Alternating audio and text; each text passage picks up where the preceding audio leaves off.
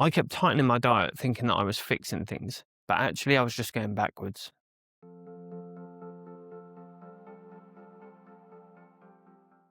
I was diagnosed initially with ulcerative colitis in 2021. Symptoms started around the pandemic, but the official diagnosis came in 2021. And the first thing I was told, or the first thing I asked was, what's diet got to do with it? And like many people out there with this condition, I was told diet has nothing to do with it. Eat whatever you want. Now, obviously that to me was quite confusing because if you have a gut disease, then surely what you put into the gut has some effect on it.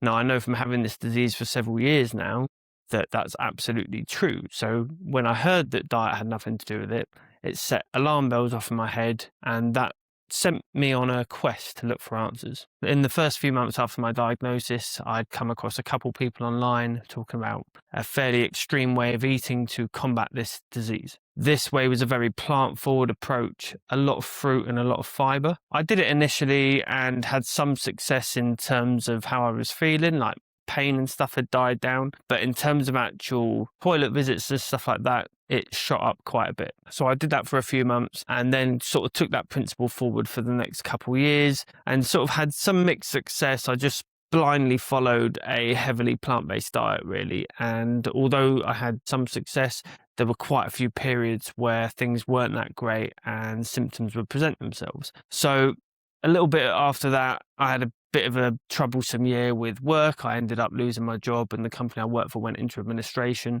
and that set off a load of symptoms. I decided to go a little bit further into the rabbit hole of diet, and I started reaching out to different gut coaches and ended up working with a few of them. Now, a lot of their approaches were plant forward with some animal products, and something that I found a lot more easier to cope with.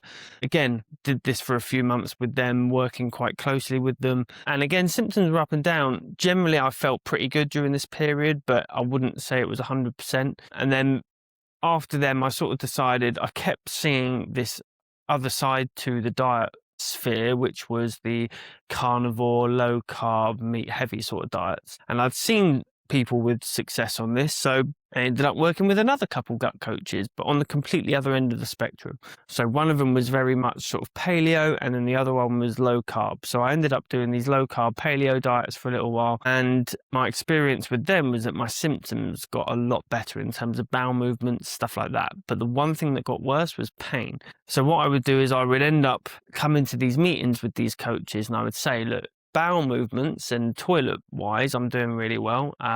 But in terms of pain, it just seems to be getting worse. I just felt more clogged. So once I stopped working with them, I decided to go even further. And then I started reaching out to other people who said they could help this condition, not just through diet, but through things like functional medicine and stuff like that. So I had things like organic acid tests done. I had my microbiome analyzed and all of this sort of stuff. One thing that I did find was that because I'd spent so long with these low carb and keto guys, I'd actually cut out a lot of the veg that I could tolerate before. And then when I reintroduced a lot of these foods, I couldn't tolerate them at all.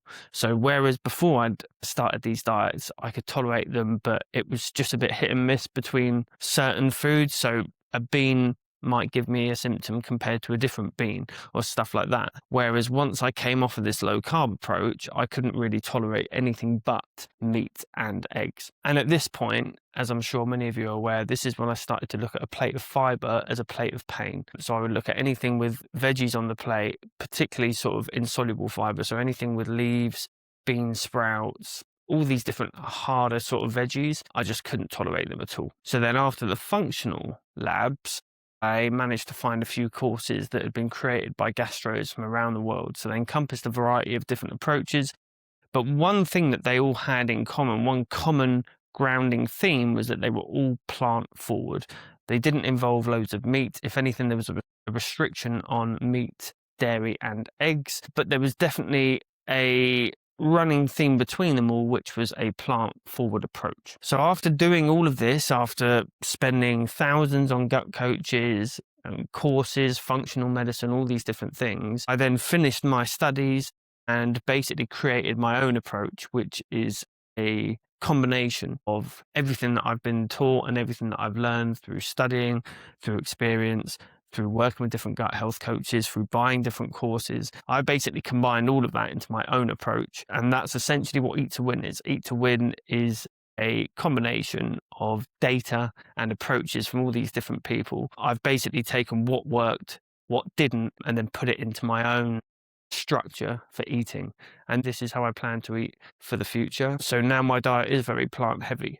But having said that, there is a place for these low carb diets. They can definitely help you in the short term if you're looking to reduce your triggers, understand your triggers, and then, like I've said in the previous video, start from the ground up.